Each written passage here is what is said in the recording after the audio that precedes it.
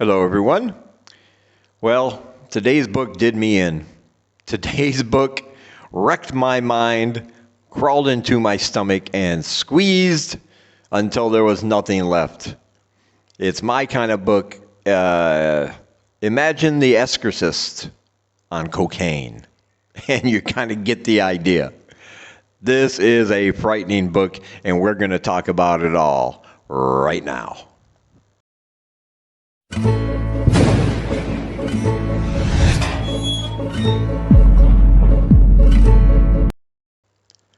So the book we're going to be talking about today is called The Wakening by J.G. Faherty. Faherty. Yes, J.G. Faherty. And man, I said this before in my review for Devil's Creek. This horror trope, this particular genre in the horror world, really gets to me. Possessions, exorcism, religion going terribly, horribly wrong. And so this book for me was right up there with one of the most frightening books I've ever read. Because that's my thing. That's the horror trope that gets me. That just, I can suspend my disbelief. And like I said in my other video, I grew up in a very religious household that believed in demons and exorcism. You had to watch your step or else you'd get possessed and things like that. And I believed it growing up because I was a kid. And even though I don't believe it now in the real world, whenever I read a book or see a movie that deals with this subject matter, I'm that scared little kid again. It really gets me. It really affects me. And if you're going to be reading a book, hopefully you feel something about it. And this book scared me. And that's a good thing because it's a horror book, right? So that's not a complaint. It actually really scared me. But I mentioned The Exorcist in the introduction, but that's where the similarities end. Because this is a high-octane, full speed ahead story about possession, about demonic activity, and I loved it. So we start out, we see a young priest a long time ago in a Costa Rican village performing an exorcism on a young man in the village. He soon realizes that the demon inside this child is not a standard, ordinary demon. It's one of the princes of hell, actually, a very powerful demon. And not only does this demon affect the possessed and the household of the possessed, but it branches out. It affects the whole town and the whole area around where it possesses a certain individual, making the people surrounding it do some very horrible, terrible things to themselves and each other. And during the course of this exorcism, horrific things happen. 2 people die, including a friend of the priest and including the boy who was possessed in the first place. And this weighs on this priest's mind. Because this demon, before it departed, told this priest, you might be able to get rid of me now, but I will be back, and I will be back for you. And the priest believes it. Then we have Rob. Rob is a college student, and he and some of his friends decide to go party in a place they're not supposed to. They break into an area in their college at a dormitory that's supposed to be haunted on the top floor. That's being used for storage at the time. And they decide to go up there, and he's got something else on his mind, though. He wants to play with a Ouija board while he's up there in this supposedly haunted area. Now, you don't even have to know anything about horror to know that that's just a bad idea, man.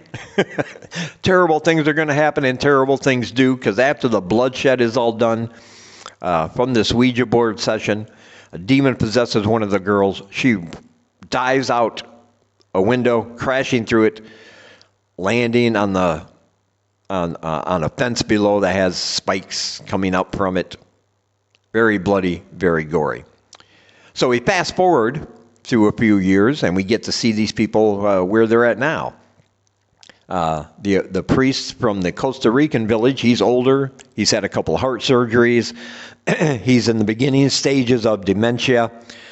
Excuse me. And all this time, he's thought about this demon and about what happened back in that Costa Rican village.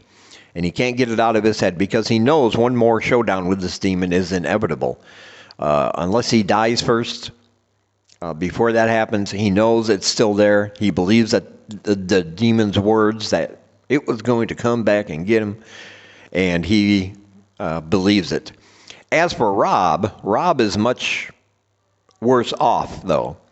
We find out that Rob, because of the guilt of what happened and his kind of tricking his friends into doing this Ouija board thing, how it affected all their lives after what happened, he became a priest, but he is now a defrocked priest because of sexual misconduct. Yes, he's a pedophile. And he's also an alcoholic. He makes what little money he can. He has a little traveling hellfire and brimstone tent revival show he does by himself. And he makes money by performing cleansings and exercising on people's houses, friends, families, and things. But he uses that money for his bad things, for the things that he's into. But he still believes that God is with him. He still believes, he loves God, and that he needs God to show him a sign to help him get rid of these feelings, get rid of his obsession with these things. And he's hell-bent on trying to find out why God did this to him and how God can help him escape it. Now, also in this book, we have a lot of interesting characters. We have a paranormal investigator she's a best-selling author of, ghost books and hauntings and things like that. There's also a guy who runs the most popular paranormal reality TV show, kind of like a Ghost Hunters kind of show.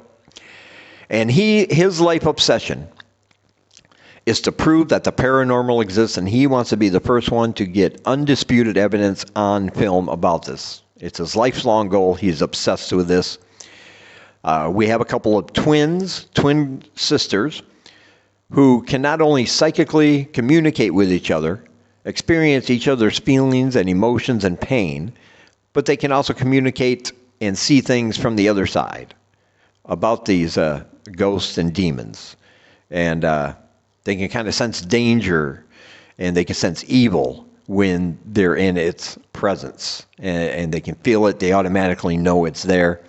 Kind of like a spidey sense, spidey sense for the paranormal world. And then we have the rest of the crew from that paranormal show I was talking about.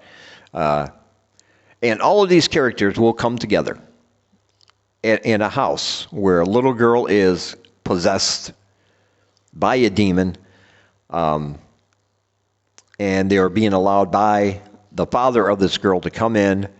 As long as they can help this girl, he doesn't care. They can record, they can film, they can do whatever they want as long as they can help this little girl, because when the demon shows up, when the demon takes over, it is gross.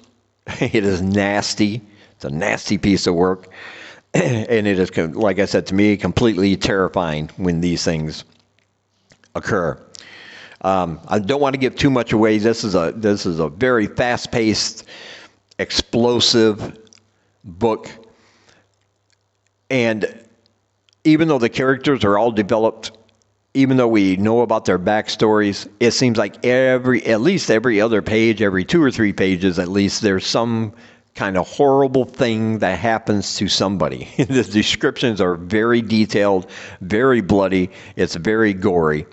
And like I said, it's very, very scary as well.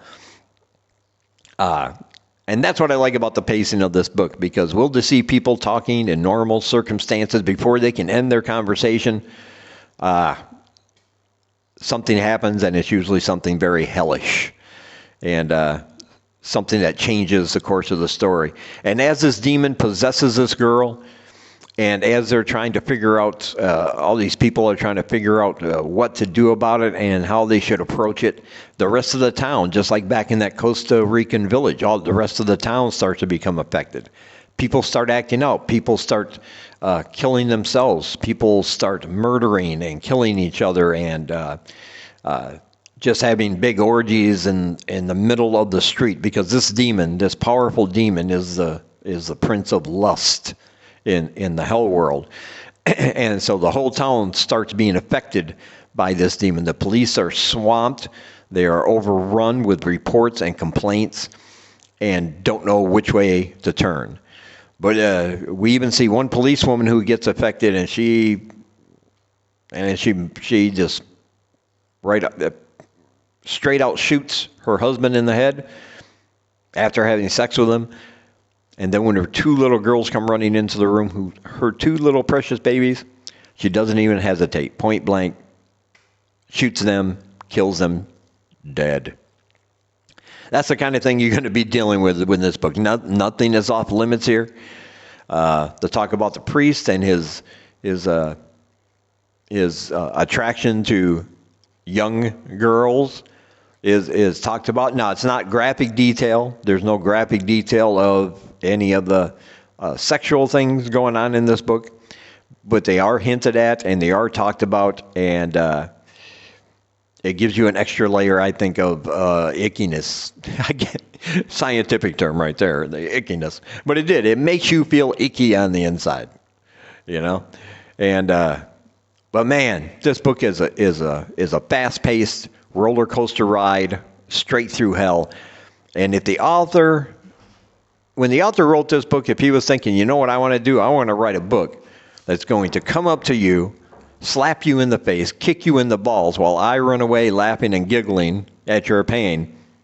Mission accomplished, sir, because that's exactly what it felt like after I'd read it.